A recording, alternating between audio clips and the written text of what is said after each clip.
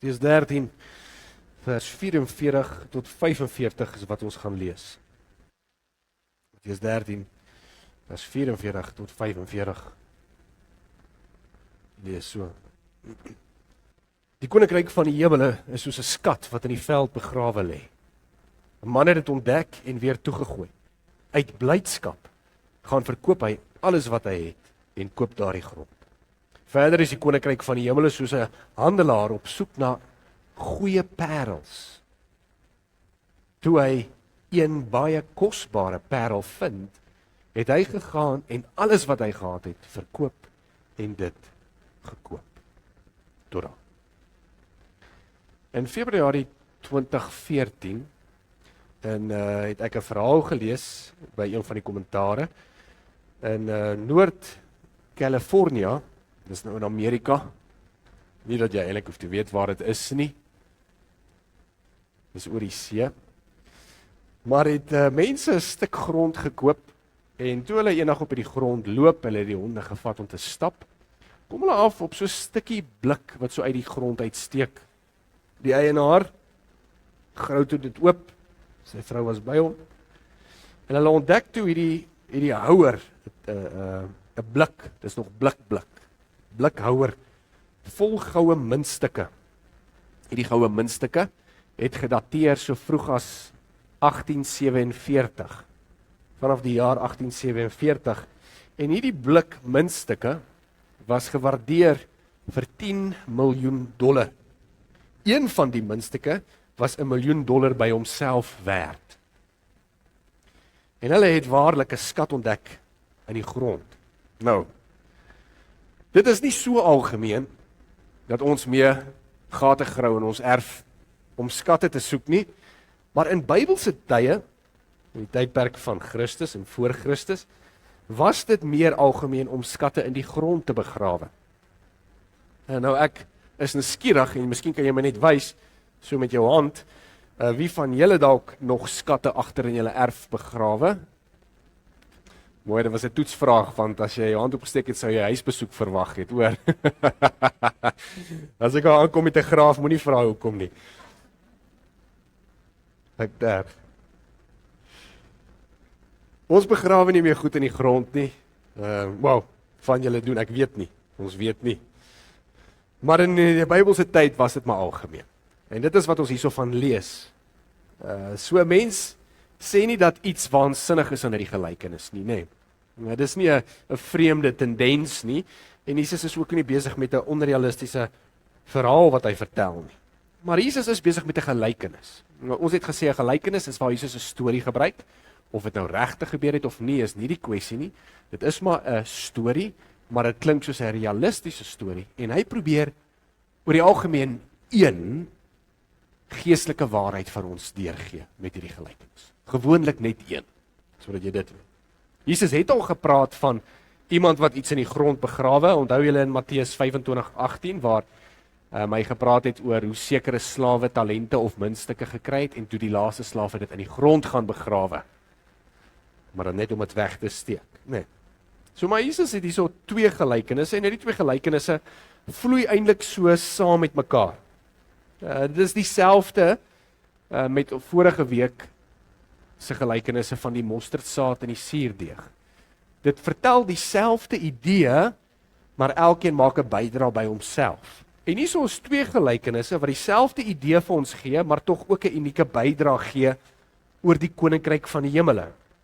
Nou sonder om te tegnies te raak, moet ons kyk na wat is die verwante gedagte tussen hierdie twee gelykenisse, want dan gaan ons by die betekenis uitkom. En die verwante, die gedagte wat ooreenstem tussen hierdie twee. Die man het 'n skat gesien, hy het alles gaan verkoop en hy koop toe die land om die skat te kry. 'n Man was op soek na 'n parel, hy het alles gaan verkoop en hy het toe die parel gekoop. So die sin wat eintlik by albei voorkom is, hy gaan weg, verkoop alles en hy koop dit. Dit kom by albei voor. En dit is 'n kern waarom ons die betekenis van hierdie skrifgedeelte gaan interpreteer. Hierdie gelykenis sentreer rondom, dis eintlik eenvoudig, die prys wat iemand bereid is om te betaal om die koninkryk te kry. Dis waaroor dit gaan. So miskien kan ek jou vra, wat is jy bereid om te betaal vir die koninkryk van die hemel? Wat is jy bereid om op te offer? Wat sal jy betaal om die ewige lewe te kan kry? Miskien kan ek dit so stel. Wat? Nou, ons het gesê die koninkryk van die hemele verwys na 'n plek waar God heers. So natuurlik is dit die hemel, maar dit is ook God se gees, sy teenwoordigheid, sy heerskappy in ons harte. Die koninkryk begin nou, maar eendag kom hy tot volkometheid as Christus terugkom. So ons kan sê, wat is die prys wat jy bereid is om te betaal om Jesus te kry? Hoeveel sal jy betaal vir Jesus in jou hart, as ek dit eenvoudig moet stel? Hoeveel sal jy betaal sodat die Here heers in jou hart? Hoeveel sal jy betaal? Wat sal jy opoffer sodat sy woord heers in jou hart? Wat sal jy betaal sodat sy kerk kan heers en jy kan deel wees van sy kerk? So ek gaan so vinnige verduideliking net oor elke gelykenis gee en dan gaan ek dit 'n toepassing maak. Onthou 'n gelykenis, die Bybel het hoofsaaklik een kernbetekenis, maar hy het verskillende toepassings, né? So ons gaan kyk wat beteken hierdie gelykenisse en dan gaan ons kyk hoe word dit toegepas in ons lewens as Christen. Nou die eerste gelykenis praat hy van 'n versteekte skat. So hierdie man het 'n versteekte skat ontdek, hy het in die veld geloop en toe sien hy hier's 'n skat wat aan iemand anders behoort, wie hy nie weet nie, die Bybel sê ook nie vir ons nie. En hy gooi dit weer toe, hierdie skat, en hy gaan verkoop alles wat hy het om hierdie stuk veld te koop. Nou dadelik wat van ons dink, is jy wonder of die man dalk eties was. Was dit reg vir 'n man om so op te tree? Ek bedoel, jy kan mos nou nie, as jy nou in iemand se land loop, en jy sien daar so is 'n groot skat, wat 'n seerower begrawe het. En nou gooi jy hom toe, en jy vertel niemand en jy gaan koop hierdie grond om die skat te kry. Jy dink dadelik aan die etiese kwessie daarvan. Maar ek wil vir jou sê, dit is eintlik nie so moeilik om te sien dat dit oneties is nie. Dit is nie oneties nie. Dit is nie moeilik om te sien dat dit eties is nie, want die eerste plek is, gewoonlik binne Joodse kultuur, as iets, selfs al was dit jou grond, maar as iets gevind rondgelê het op die grond, onder die grond, of selfs in 'n muur, dan sê hulle, wie ook al dit kry, hy is die eienaar daarvan. Ons het ook in Afrikaans so sê dit, nee, wat sê ons, optel goed is hou goed pa. Nee. Maar as dit in jou huis is, dan is optel goed nie hou goed nie. Dis wat die Jode gesê het. So hierdie ou het op iemand se land geloop of gewerk, ons weet nou nie, maar hy was besig en hy het toe hierdie skat gesien. Maar nie net dit nie, toe gaan verkoop hy alles en hy koop toe hierdie grond. Nou as ons dink dit was dalk die eienaar van daai grondsinne, my vraag wat ek dan vra is, as dit die eienaarsin was, sou die eienaar ons geweet het, hy het sy skat daar begrawe. Dan as die eienaar die grond verkoop het aan die man wat nou op die skat afgekom het, sou hy mos die skat gaan haal het. So duidelik, weet ons nie wie se skat dit was nie, dit was verseker nie die eienaarsinne nie. So dit is eintlik nie 'n etiese kwessie dat 'n man oneerlik opgetree het nie. Maar, dit maak nie saak nie, want die feit van die saak is, dit gaan nie oor die etiese kwessie van die man nie. Dis nie waaroor gelykenisse gaan nie. Gelykenisse gaan oor die kerngedagte. Die eienaar het nie geweet nie, hierdie man was op die regte plek, hy het die skat ontdek, en ons hoef nie te bespiegel oor die ander fyn besonderhede of detail van die gelykenis nie. Ons moet by die kern bly. Een kernwaarheid. Hierdie man het iets waardevols gevind, en hy het alles verkoop om dit te kry. Die gelykenis van die parel gee vir ons dieselfde idee deur. Dis 'n man wat ook alles opgeoffer het om 'n waardevolle parel te koop. Hy het selfs ander parels gehad en ander juwele gehad, maar hy het alles verkoop want hy het 'n versamelaar, nee. Alles het hy verkoop om hierdie spesifieke een parel te kry. Nou parels in Nuwe Testamentiese tye was gesien as diamante vir ons vandag. Parels is vandag nog waardevol, maar nie so waardevol soos daai tyd. Daai tyd was parels baie kosbaar. Baie ouens sê, die een ou vertel, hy sê sekere mense sou met 'n bootjie uitroei en by die see en dan 'n groot tou om hulle voet of om hulle middel vasmaak met 'n swaar klip aan die kant. En dan spring hulle klip en al oorboord en dan sak hulle af om daai parel te kry. Ja, hulle vat een groot asem en dan kry hulle daai parels. Dis hoe hulle dit uitgeduik het, nee, nie met hulle het nou nie suurstofmaskers gehad nie. Baie van die ouens het hulle lewe gekos net om met die waardevolle skat te kry. Hulle het dood gegaan in daai pogings. Maar dit was vir hulle ongelooflik waardevol parels. Jy's omdat dit ook so skaars was en nie almal het dit gehaat nie, nê. Goed verloor sy waarde hoe meer volop dit raak. So Jesus vertel die gelykenis en hy sê dat 'n man het sy alles verkoop om hierdie waardevolle ding te kry. Een van die waardevolste parels. Jesus het ook al oor parels gepraat in Matteus 7:6, waar hy gesê het moenie die parels voor die varke gooi nie. Maar dit maak nou eintlik sin. Wat Jesus bedoel het is, dit help nie jy preek met mense oor die koninkryk en hulle heg nie waarde daaraan nie. Hy sê dis so goed soos jy probeer vir die vark sê, kyk hier die waardevolle parel wat ek vir jou gee, varkie. Nee, oink oink eet. Jesus sê, daar's geen nut daaraan nie. So ons sien 'n gedagtes. Ons sien waardevolle goed. Dit word ontdek, een word gevind en hierdie twee manne gaan tot die uiterste toe om seker te maak hulle kry dit. Dis die kerngedagte. Daar is bietjie verskille. Soos daar ook 'n verskil was met die mosterdsaadjie en die suurdeeg. Die verskil is die een verskil is die man het 'n skat ontdek en hy het dit eintlik onbeplant ontdek. Hy het nie gegaan en intentioneel gaan soek vir 'n skat nie. Hy het op dit afgekom, onintentioneel, nee. Ons wil sê per ongeluk.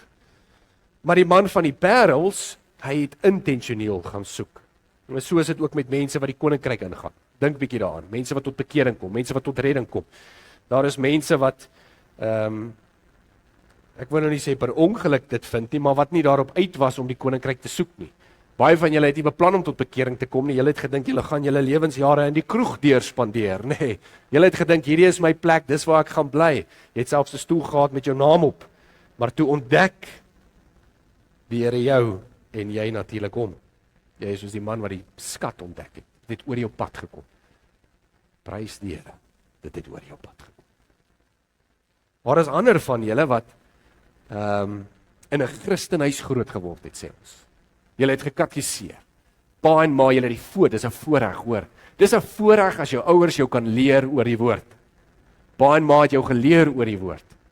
En jy het geluister, jy het dit geneem, maar jy het nog steeds geweet, ek moet nog steeds die Here soek. Ek moet nog steeds by die Here se huis uitkom. Ek moet nog steeds bid, ek moet nog steeds lees. En so het jy tot inkeer ook gekom. Jy het dalk nie 'n spesifieke dag nie, maar jy het geweet die parel was vir jou belangrik en jy het moeite gedoen om die Here te soek. So die verskil is uniek en jy kan self sien binne die Bybel, veral binne Jesus se verhale sien ons dieselfde. Dink aan byvoorbeeld aan die Samaritaanse vrou. Die Samaritaanse vrou wat uit water gaan haal en sy het nie beplan om die Messias, ons Here Jesus, te kry by die waterput nie, maar hy was daar. En sy het geweet hy is die Messias na hulle gesprek. Dit was die ou wat die skat gekry het, nee. Hy het net oor sy pad gekom. Dink byvoorbeeld aan die Ethiopiër. Julle sal onthou net na die uitstorting van die Heilige Gees toe die disippels nou gegaan het, met Ethiopiër af suidwaarts gegaan en Filippus engel het eintlik vir Filippus gesê, ons lees daarvan in Handelinge 8, 'n engel het vir Filippus gesê, gaan jy suidwaarts, en hy gaan toe suidwaarts en hy ontmoet toe hierdie Ethiopiër, en hierdie Ethiopiër was eintlik besig om sy koningin se skat terug te ry, want sy koningin het gaan aanbid. So dit sê vir jou, sy het een of ander God gaan soek in Jerusalem, maar ons weet wat sy God is in Jerusalem. Maar hy kom toe terug, en Filippus sien hom, en Filippus sê, wat lees jy? En hy sê, ek lees uit Jesaja. Hy sê, verstaan jy wat jy lees? Hy sê, hoe moet ek hierdie goed verstaan? Iemand moet dit vir my verduidelik. En toe klim hy op. En toe verduidelik hy vir hom. So jy sien die Ethiopiër was soekend. Hy het gelees, maar hy het nie verstaan nie. Toe was daar 'n wending in sy verhaal en toe ontdek hy die Here. Dit is soos die man met die parel. Iemand wat soekend is en aanhou soek. Hy weet van die God, maar hy ken hom net nog nie. Sommige kom die koninkryk van die Here binne soos ek sê, amper per ongeluk. Sommige van julle is soekend julle lewe lang. Ons stories verskil. En dis oukei.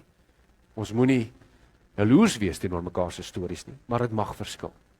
Maar die kern van die saak is, jy het nie per ongeluk afgekom op hierdie skat nie. Die Here het dit so bestem.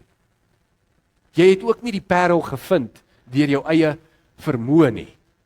Die Here het jou gelei. So jy sien God se soewereine hand in dit nog steeds, hoe mense wat die Here ontdek deur hulle daaglikse lewens wandel, of mense wat intentioneel die Here soek, maar die Here op die einde van die dag bestem. Dit is die een verskil tussen die twee. Daar is nog 'n verskil, die tweede verskil tussen hierdie twee gelykenisse, wat E.P. Groenewald so mooi uitlig. Hy sê dat die skat is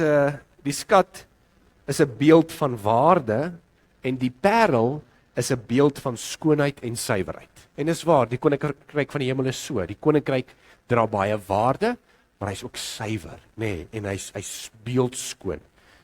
En dis 'n verskil. So dit gee ook twee verskillende beskrywings van die koninkryk. So dis die verskil. So kom ons kom by dit wat ooreenstem, en dan hoe ons dit gaan toepas. Ek wil vir jou sê dat hierdie toepassings gebruik ek van MacArthur. Hy noem eintlik 'n paar, maar ek gebruik net 5 van sy toepassings, 4 van syne en 1 van myne, net sodat jy weet van waar af ek dit kry. Die eerste toepassing van hierdie gelykenis in ons gelowiges se lewe is dat jy moet besef die koninkryk is prysloos in waarde. Met koninkryk praat ons van die Here wat heers in ons harte en die ewige lewe, en Christus wat op sy die koning van die konings is, en die Vader wat op sy troon sit. Ek praat van koninkryk, daar waar God heers, né? Jy moet besef, die koninkryk is prysloos in waarde. Al twee hierdie mans, het alles opgeoffer om iets van groter waarde te kry. Hulle het alles gaan verkoop om iets beters te kry.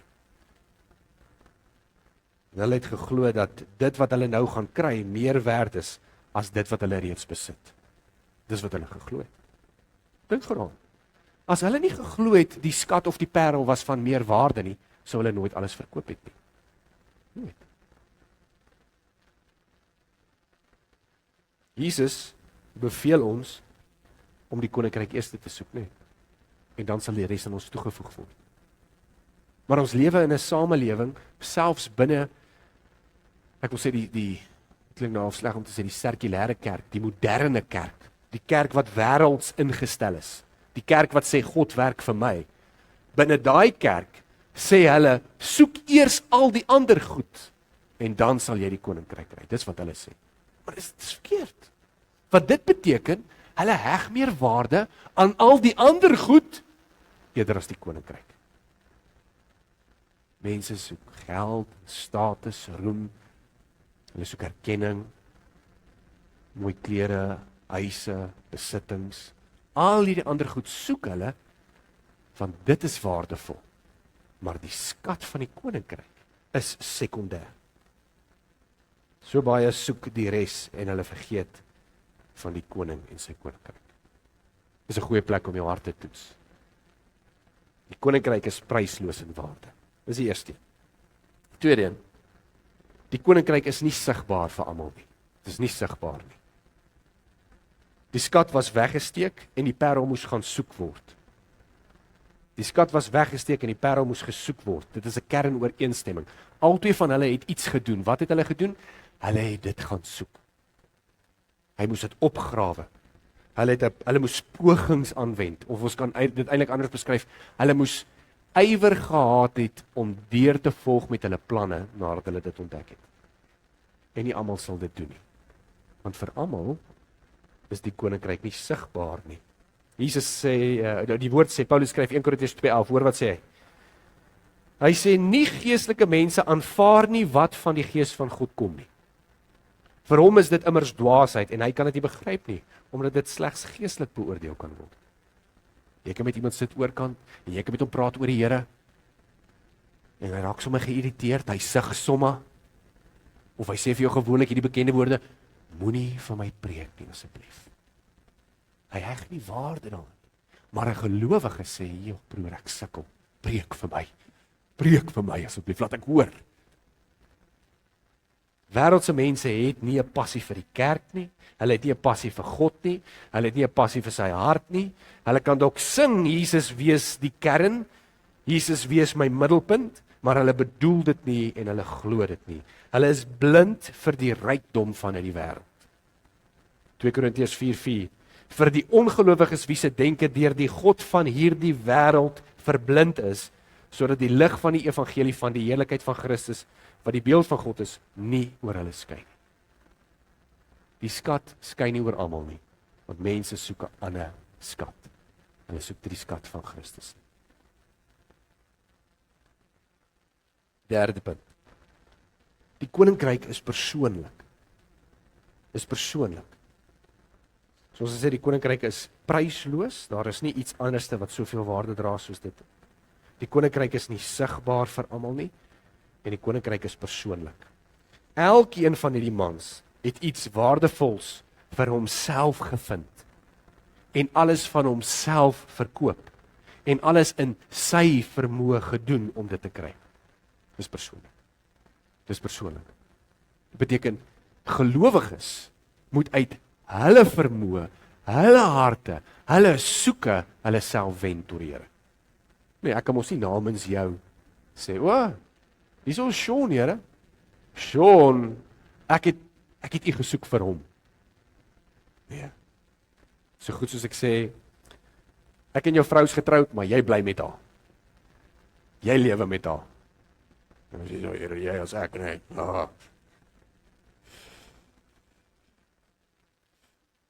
Ja.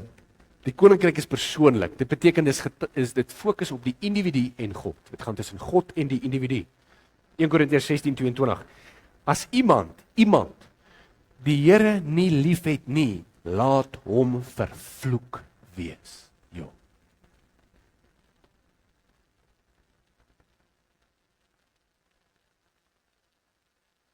So dis prysloos. Die koninkryk is nie sigbaar vir almal nie. Die koninkryk is persoonlik. Nommer 4, die koninkryk is die ware bron van blydskap. Die ware bron van blydskap. Die man wat die skat gevind het, hy sê nou so, uit blydskap het hy alles gaan verkoop. Nie uit droefheid uit nie.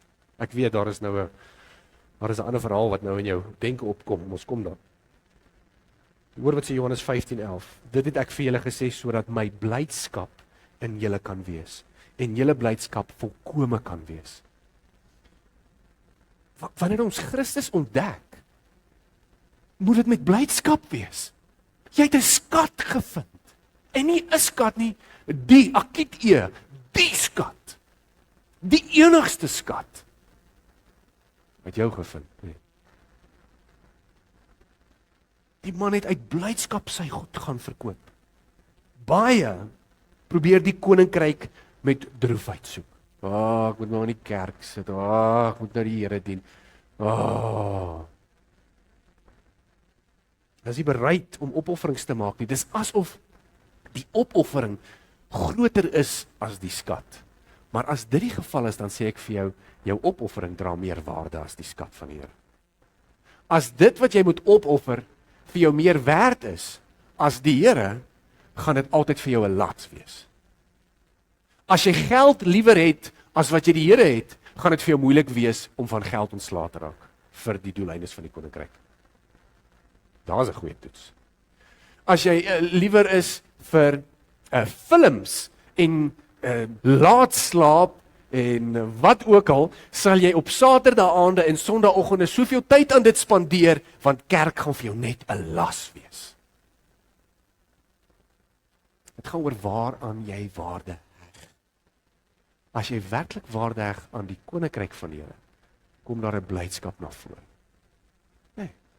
As 'n blydskap, as jy 'n troeteldier het, nee, goue vis, babbels. En jy is so lief vir babbels. Babbels is jou skat. Jy weet, as jy hier nou hier in die kerk sit, jy dadelik sê vir jouself, ek kan nie wag om babbels weer te sien nie. Soos pastoor preek net klaar. Ek wil babbels gaan viskos gee en kyk hoe hy babbels plaas.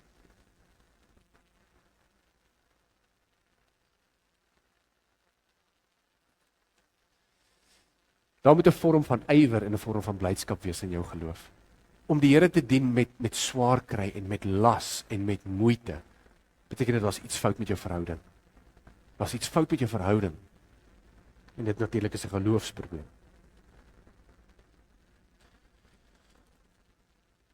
Nou hier, kom ons by die gedeelte waaraan jy gedink het.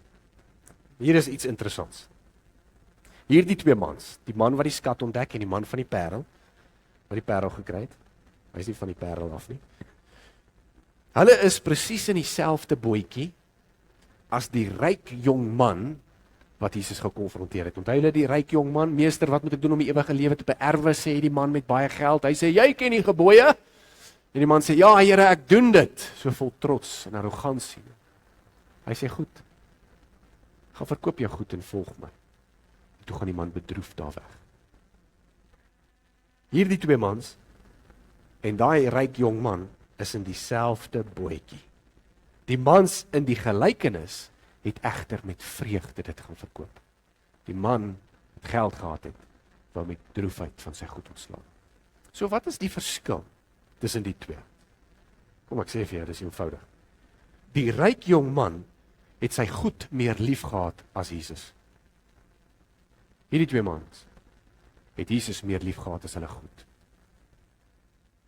As die koninkryk van die hemel vir jou werklik waardevol is, sal jou goed nie vir jou meer waardevol wees nie. Die ryk jong man se goed was vir hom meer waardevol, daarom was hy uit droefheid weg. Hy het sy sekuriteit, hy het teen sy identiteit gekoppel aan al die geld en rykdom. En toe hy Jesus ontmoet, toe sê hy, dis 'n mooi skat, maar my skat is mooier. En Jesus sê, hy sê, hierdie ou ontdek 'n skat, en hy gaan verkoop al sy skatte vir daai skat. So wat se skat dra meer waarde in jou lewe?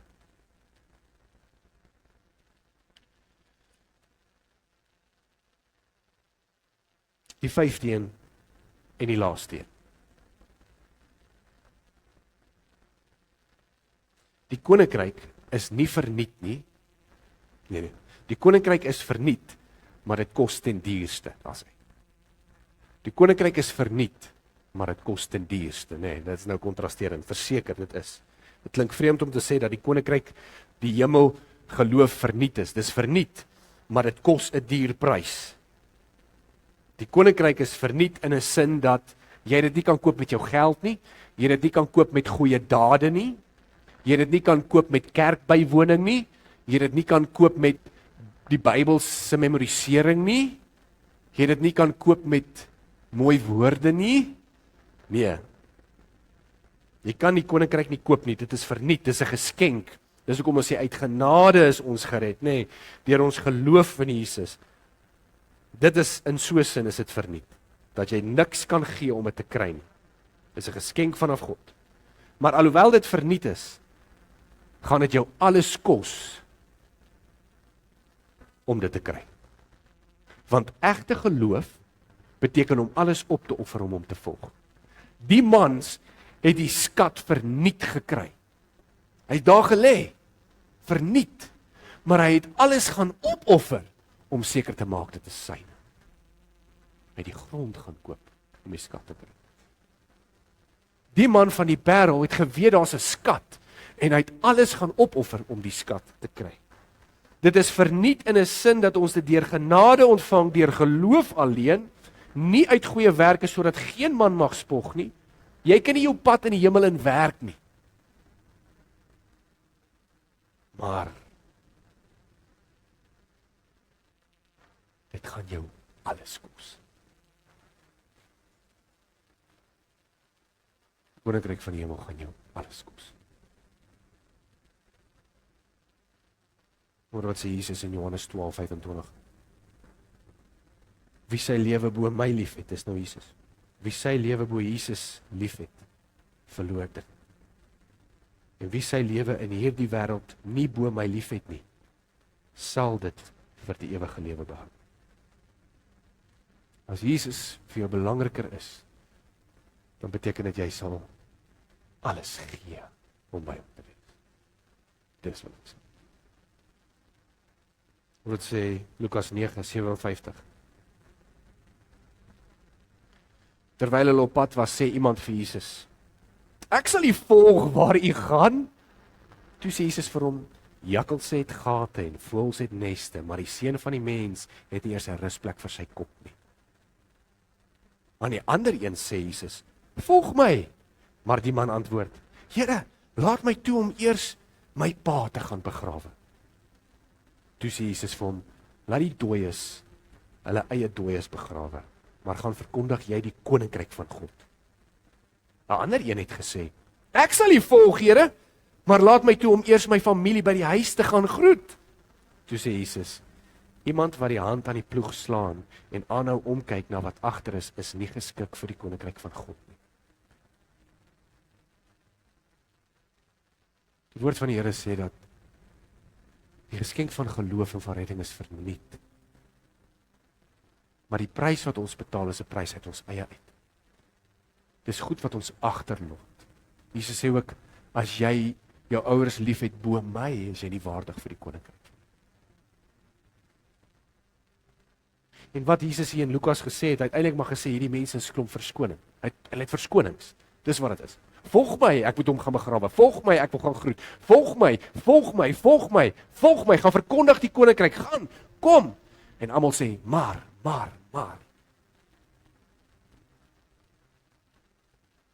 Ons moet bereid wees om na God te kom op God se terme en nie op ons terme nie.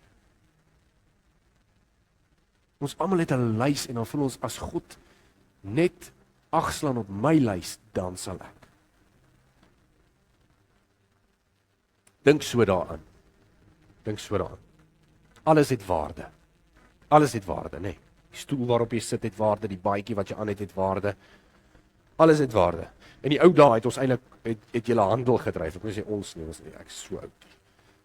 Maar julle het handel gedryf. Julle sal my kan vertel van handel dryf van daai dae. Maar jy het iets van waarde gevat en jy het dit verruil vir iets met min of meer die gelyke waarde.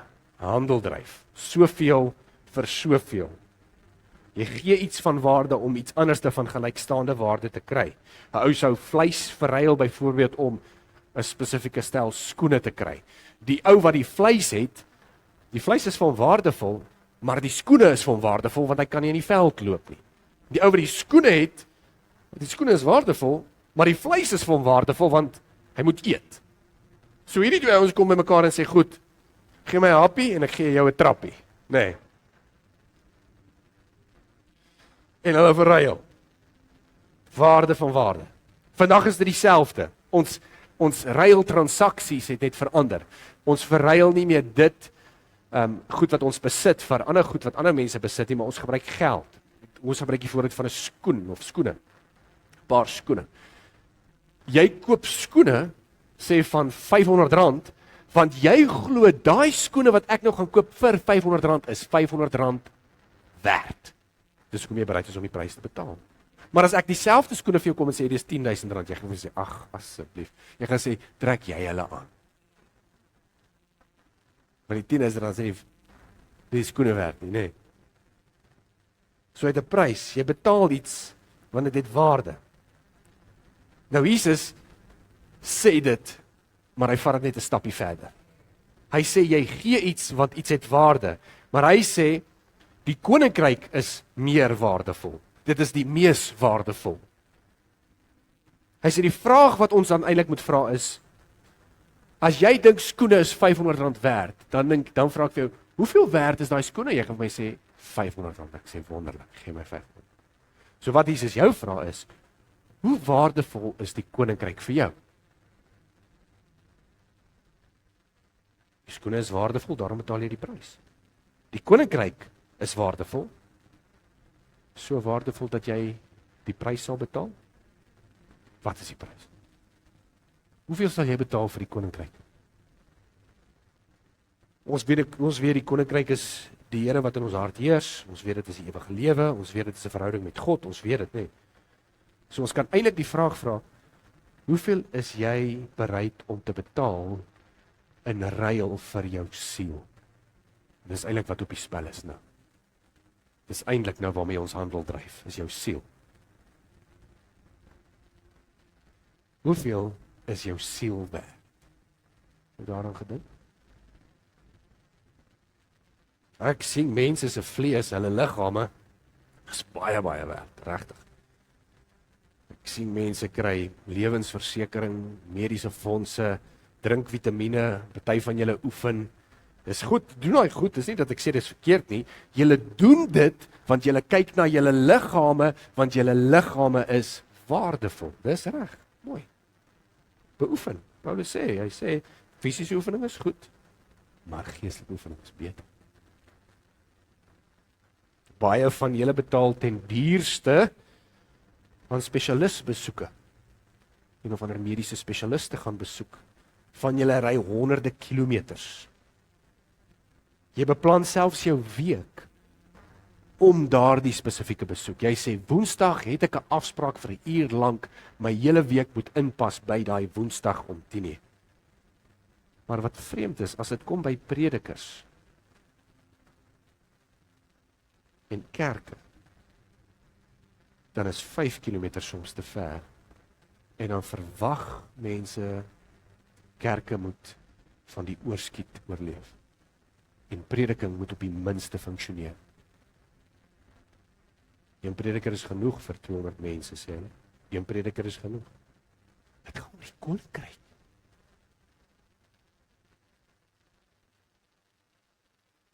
Mense kleer nie hulle skedule in rondom die kerk nie. Die kerk moet sy skedule inkleer rondom mense, nee. Mense sal kerkbesoeke kanselleer voor jy 'n spesialistbesoek kanselleer. So ek vra weer, hoeveel werd is jou siel? Want dit word sigbaar in wat jy doen. Uit 'n ekonomiese perspektief weet ons dokters dokters word hoër geag as predikers. Uit 'n ekonomiese perspektief. Met ander woorde, dokters word meer betaal as predikers, verseker ek. En luister mooi, ek bespreek nie my betaling of my tarief met julle nie. Ek gee vir julle perspektief. Dokters, spesialiste word hoër geag as predikers as dit kom by die ekonomie. Maar dit sê tog iets van waarde wat mense heg aan hulle siele, dink jy nie?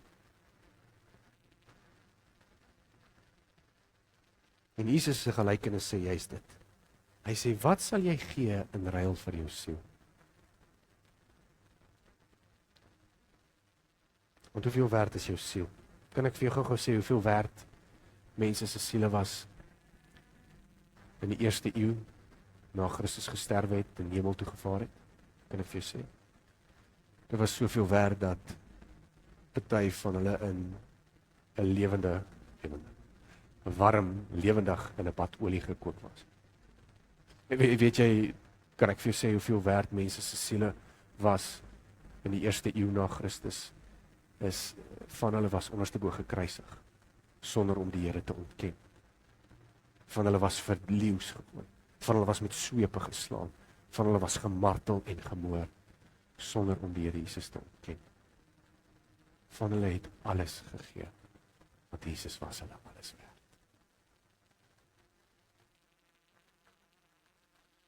Sproul gebruik 'n goeie voorbeeld. Ek hou van die voorbeeld. Ek het ook al daaraan gedink. Ek weet nie of jy dit doen by die huis nie. Sê nou maar daar breek 'n brand uit in jou huis. En jy het 5 minute om iets te gryp wat baie waardevol is. Wat gryp jy? Wat gaan jy gryp? Ek weet wat gaan ek gryp. Al my biblioteek, natuurlik my vrou en kinders, hulle gaan sommer eers by die venster uit. Nee, ek grap. Natuurlik hulle eerste. Maar as ek praat van 'n materialistiese ding. Ek het so 'n Bybel daar in my studeerkamer. Dit is vir my 'n sentimentele Bybel. Dit is 'n Bybel wat ek vir my oorlede pa gekry het en hy het voor 'n mooi brief ingeskrywe en skrif gebruik en dis iets waaraan ek waarde heg. Sentiment. Ek heg nie waarde aan die papier nie, maar aan die sentiment daarvan, jy weet. So as dit sou gebeur sou ek seker soen toe hardop en dit gryp. Maar kan ek vir jou sê hoekom ek daai spesifieke Bybel sal gryp? Ek sal hom gryp want dit is onvervangbaar. Jou siel is onvervangbaar. En wat as jy net 5 minute oor het? Om alles te gryp wat vir jou waardevol is.